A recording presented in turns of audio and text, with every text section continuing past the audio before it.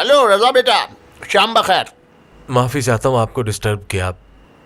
मैंने बहुत सोचा उस बारे में जो आपने मुझसे कहा था। किस बारे में सोचा तुमने? वो डॉक्टर साइकेट्रिस्ट के बारे में। हाँ, तो आखिर इस बारे में तुमने सोच ही लिया बेटा। ये तुमने बहुत अच्छा फैसला किया है। साइकेट्रिस्ट का नंबर नोट करो। जी बताएं, मैं लिख रहा हूँ। हम कहाँ जा रहे हैं वैसे? मुझे क्या मालूम, तुम बताओ। मुझे कैसे पता होगा? तुम इतनी देर से गाड़ी चला रहे हो, तुम्हें नहीं पता कहाँ जा रहे हैं? कसम से मुझे खुद पता नहीं लगता, घर से निकलकर गलती की है। वैसे हम डांस पार्टी पे जा सकते हैं, अगर कोई अच्छा डीजे हुआ तो बहुत मजा आएगा, यकीन करो। नहीं नहीं, वहाँ नहीं, मुझे इस तरह के फजूल गाने बहुत बुरे लगते हैं। कुछ और सोचो। हम साहिल समुद्र पे नहीं जा सकते? क्या तुम माजूर हो? क्या मतलब क्या करेंगे? तो कुछ और सोच लो। वो ऊंचे और बेसुरे गाने सुन के मेरे कानों में दर्द शुरू हो जाता है। कैसी बातें कर रही हो यार, तो तुम फिर अपनी शामें किस तरह गुजारती होगी? मैं खाना खाती थी, फिर उसके बाद सारे बर्तन धोती थी, सारे काम खत्म हो जाते थे तो कमरे में चली जाती थी और कोई बुक पढ़ लेती थी। इससे बेहतर काम और कोई नहीं हो सकता। तो क्या कहीं बाहर नहीं जाती घूमने? ऐसा नहीं है, मैं जाती थी। मैं और बिस्मा धूप को एंजॉय करते हुए आइसक्रीम खाने जाते थे। हमारा इलाका बहुत ही खूबसूरत है और वहाँ हर घर की अपनी कोई कहानी है। इसके अलावा? और पिकनिक के लिए समुद्र पे जाते थे। मतलब कि तुम अकेले कहीं नहीं जाती। बड़ी अजीब बात है वैसे। इंसान की अपनी भी जिंदगी होती है, यू नो, कि वो अकेले दूसरों के बगैर कुछ करे। बताया तो है कि किताब पढ़ती थी। इस दुनिया में ये वाहिद चीज है जो इंसान अकेले कर सकता है। अगर तुम कहो तो मैं तुम्हें कहीं बाहर ले जा सकता हूँ। बताया तो है कि समुद्र के किनारे चलते हैं। वो जगह वैसी बिल्कुल भी नहीं है जैसी तुम समझ रहे हो। तुम्हें बहुत पसंद आएगी। हाँ, ये भी अच्छा आइडिया है। तो कोई प्लान बनाओ फिर। हाँ ठीक है।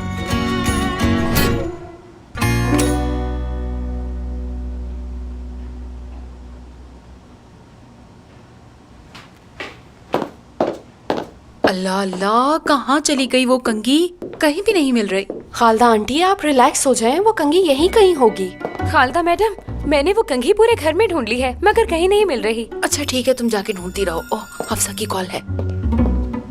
हेलो, हाँ कैसी हो हफ्सा?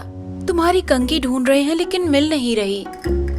ठीक है, हाँ अच्छा ठीक है बेटा, तुम परेशान मत हो। हम तुम्हारी कंघी ढूंढने की पूरी कोशिश कर रहे हैं। अगर वो कंघी इस घर में हुई तो हम उसे ढूंढ लेंगे, तुम बिल्कुल फिक्र मत करो। कंघी मिलते ही मैं तुम्हें कॉल करूंगी, ठीक है? हाँ ठीक है, हम नहीं भूलेंगे। तुम अपना ख्याल रखना, बाय। ओह मेरे खुदाया, इस लड़की ने कंघी की वजह से कितना परेशान कर दिया है हमें। कह रही थी कि ये हमारी खानदानी कंघी है और उसे उसकी दादी ने दी थी तोहफे में।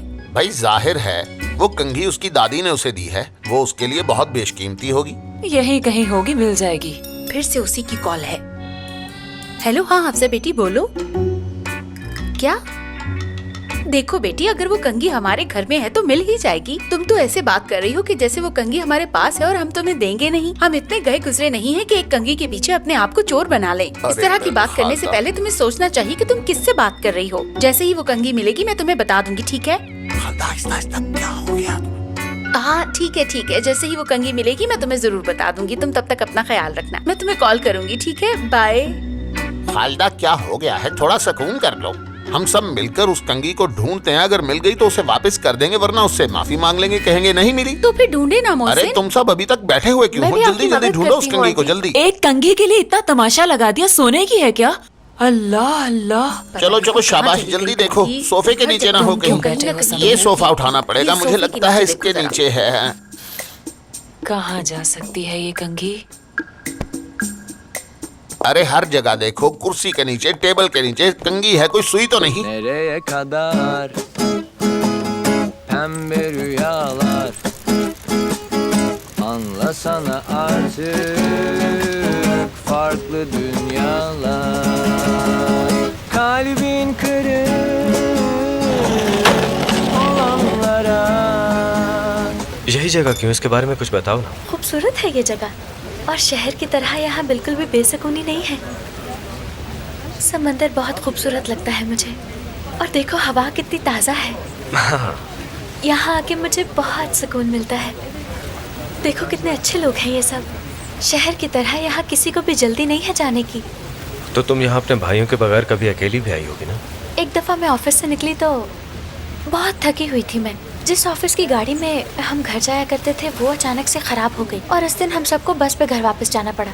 तो बस पे सफ़र करते हुए हमें ये जगह नज़र आई और हम यहाँ पे उतर गए। हाँ। जब पहली बार यहाँ आई तो यहाँ एक शानदार फेस्टिवल हो रहा था। उसके बाद जब भी ऑफिस से निकलते तो गाड़ी छोड़कर हमेशा यहाँ आ जाया करते थे। किस्मत में आज शायद यहाँ की चाय लिखी हुई थी। वैसे अब मुझे लग रहा है हमने अच्छा ही किया जो लड़कर यहाँ चले आए। सही कह रहे हो। ब्लेसिंग इन डिस्गाइज है ये। ठीक कह रहे हो तुम।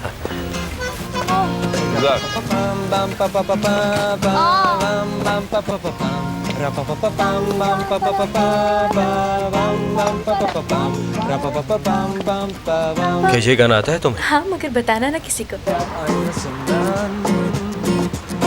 Uçurur kalbinin bir parçasından. O da sevmiş ağlıyor arkasından.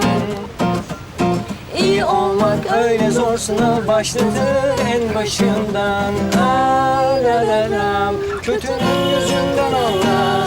Dinle hayatı ama dön dolaş, yok telaş. Çak yine selamı, kötünün gözünden anla. Dinle hayatı ama dön dolaş, yok telaş. Çak yine selamı. Bam bam pa pa pa pam. बहुत शुक्रिया आपका। क्या है ये? तुम्हें इसे पैसे देने होंगे। हाँ, ये कोई रस्म है यहाँ की है ना? ये बहुत ही डिसेंट शख्स है मगर कभी कभी मजाक करता है।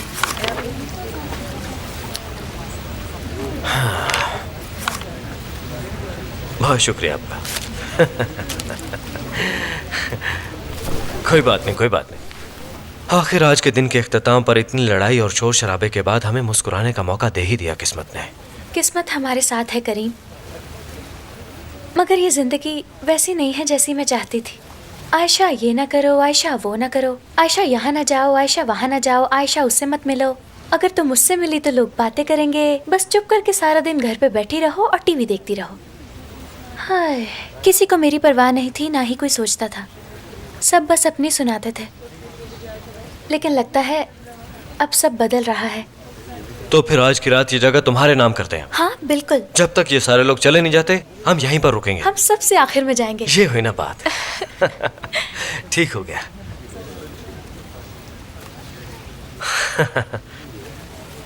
क्या मैं तुमसे कुछ पूछ सकती हूँ?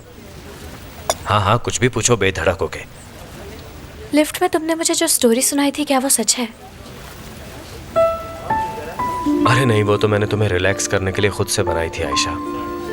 इसलिए क्योंकि तुम बहुत परेशान हो रही थी, इसलिए शायद तुम्हारा ध्यान बटाने के लिए मैंने वो सब झूठ कहा, यूं कह लो। झूठ बोला तुमने मुझसे? तुम्हें क्या हुआ? पता नहीं, होश में नहीं थी मैं उस वक्त।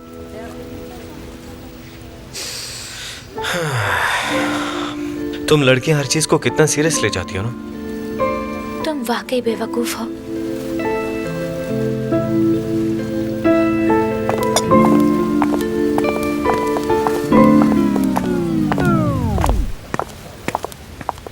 वैसे ये जगह मुझे वाकई बहुत पसंद आई।